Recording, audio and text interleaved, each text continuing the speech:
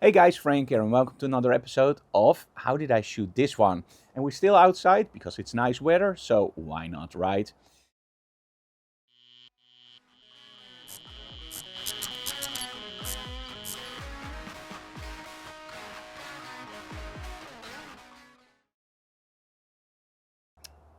I love testing new products and sometimes we get stuff sent in. Hey, can you try this out? And sometimes stuff just works. But there are also instances where you get stuff where you go like, hey, this is something that I didn't see before. Let's try to use that creatively. Now, as you know, I love high contrast lighting, but I also love to use smoke and color in my images. Now, with smoke machines in the past, it was very simple. You had a thicker smoke quality for those nice flumes and those great contrasty patterns, and you had the haze. So what is the haze?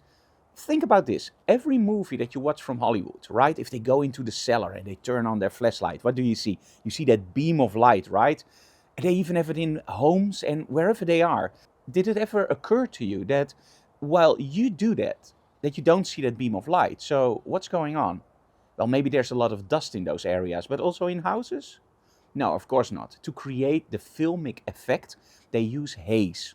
And haze is actually smoke, but it's already cleared up. And there's still these little particles. Because whatever we do with lighting and whatever we do with our photography, we always photograph reflections. Without reflections, we don't have any pictures.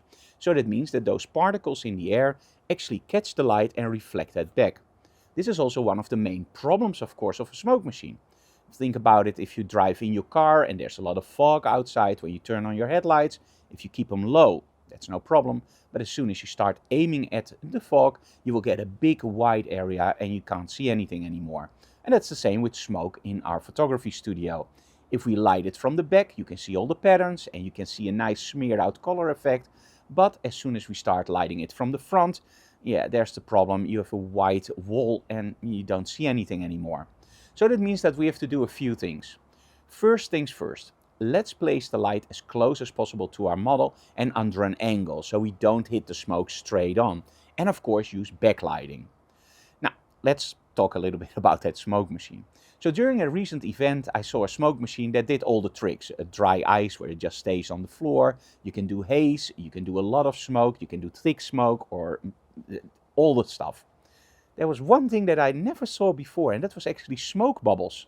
Smaller ones, medium ones, and big ones. And I immediately saw a model turning around, hitting those smoke bubbles and just exploding on their bodies and all colors. And of course, that's great to think about. And maybe you can do it in AI. Doing it in real life, that's a lot harder. But we decided to do it during a workshop. So during a workshop with Lorena, and the styling, by the way, was with Nadine, we decided to do different setups and just see what we could do with the smoke machine. Now, the first thing you will notice is that as soon as you start blowing those bubbles, that of course to create the image that I wanted, we need a lot more of those bubbles. This is the first point where the smoke machine actually surprised me. The bigger bubbles take a long time. The smaller bubbles are a little bit too small for me with a model. The medium bubbles, in all honesty, they were pretty fast. So I was expecting to shoot maybe 4 or 5 images, combine them into one to make sure that all the effects were there. But in the end, we ended up with only 2 images, one for the motion and the model, and one to get a little bit more of those extra bubbles in. So the smoke machine was fast enough to do that. So how did we start this setup? The first one, I just tried to get everything right at once. And as you can see in this image, it's okay. The model is just holding up her hands. You can see some of the bubbles exploding. You can see some of the patterns. But yeah, it's nice, but it doesn't really tell me a story. Oh, by the way, for the lighting setup, we're using 2 lights from the back and 1 main light source to make sure that from the back, of course, we have the smoke lit from the back, as you should be, but also for the bubbles to create a sense of depth and a little bit of reflection on the little bubbles. And of course, 1 light from the front. And from the front, I'm using a smaller light source with a grid to make sure that I can focus my light on my model and everything else is done with the backlighting. So the first image, okay. But after that, we started to go like, hey, maybe we can add some motion. And one of the cool things about motion is that while they are hitting the balls or the bubbles, you get a lot of haze in your studio. So that already helps with filling up the studio, for the next set where we're using the contrasting light sources a little bit more extreme. So I thought, when we do the motion, let's also try one where you can just touch the bubble and it explodes. That was a little bit harder than I thought, but in the end we got one of those shots. As you can see here, it's okay, a little bit on the corner, but hey, we manage. After that, I thought, let's do a lot more motion, but let's zoom in on the motion. And this is when tethering really shines. With tethering, you connect your computer to a larger device. So every image that you shoot, you see on the larger screen. And that also means that details jump out. Now, I'm not going to say to you guys that if I didn't shoot tethered, I would never shot the next images. But it did help a lot. Because when I zoomed in and I took that close up of the hand just going through the air, hitting the bubble, I was just going like, wow, this almost looks like a universe with just one planet floating atop of her hand and one sun just... And at that moment, I thought, you know what, I love superheroes, I love the whole comic book genre, but also science fiction movies. Why not create the Queen of the Galaxy? With all those bubbles, you have planets, right? And when they hit the bubble, you have these nice patterns, almost like the nebulas in the universe. So let's try that. For the next shot, I wanted to do the Queen of the Universe. So 2 accent lights and a model, 3/4 bodies floating around. We have some bubbles exploding on her dress. We have a nice smile because Haze is the Queen of the Universe, right? And the only thing I changed in Photoshop was actually get a little bit of a star effect on those bubbles to make them shine a little bit more, like almost like stars. And then we started to think, you know, color evokes emotion. Why not add some color? And you know those pictures from the Hubble telescope and of course those beautiful pillars of creation with all the colors? Yeah, let's add some red, right? Because red is for me one of the strongest colors. Now we started out with red from the bottom and aiming up. That didn't give the effect that we wanted. So at that point there was already a lot of haze in our studio, and that means that all the colors will spread out nicely.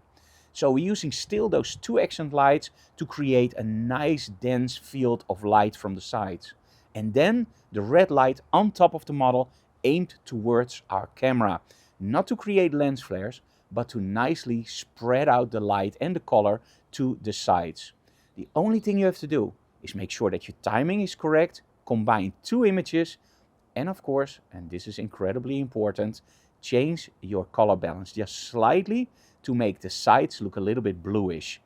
And that you don't even need a blue gel for. You can do it with a blue gel, but if you just change the color balance with a red gel and to white, you can actually manipulate the color towards a little bit of blue.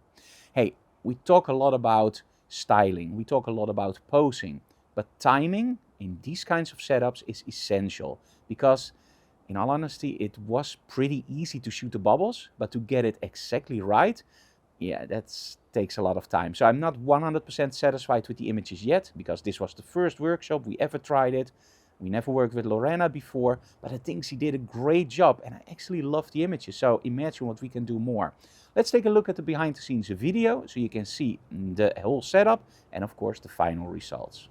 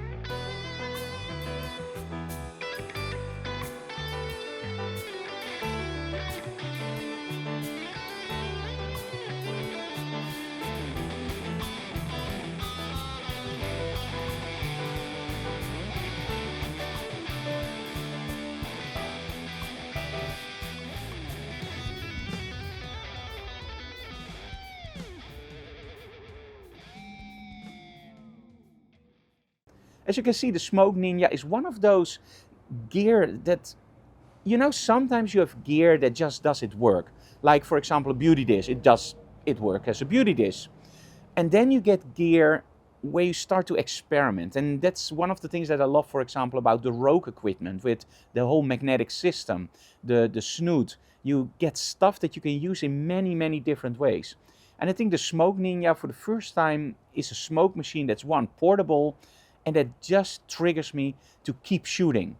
Of course, with the dry ice option, I loved it with product photography, but for model photography, for me, the dry ice, it's fun, but I don't use it a lot. The bubbles, I'm pretty sure you're gonna see those a lot during coming workshops, because I still wanna try a lot of stuff with that. Hey, I hope you enjoyed this episode. If you like what we do, subscribe to our channel, leave comments below, and of course, smash the like button. But most of all, tell other people about our channel so we can grow. And if you don't know it, there's also a bell notification button. And that means that every time when we upload a new video or do a live stream, you get a message. Isn't that awesome? You can always watch it back in the recordings, of course. Thank you so very much for watching, guys. See you again next time. With or without bubbles, I think I'm going to shoot some smoke. Bye, guys.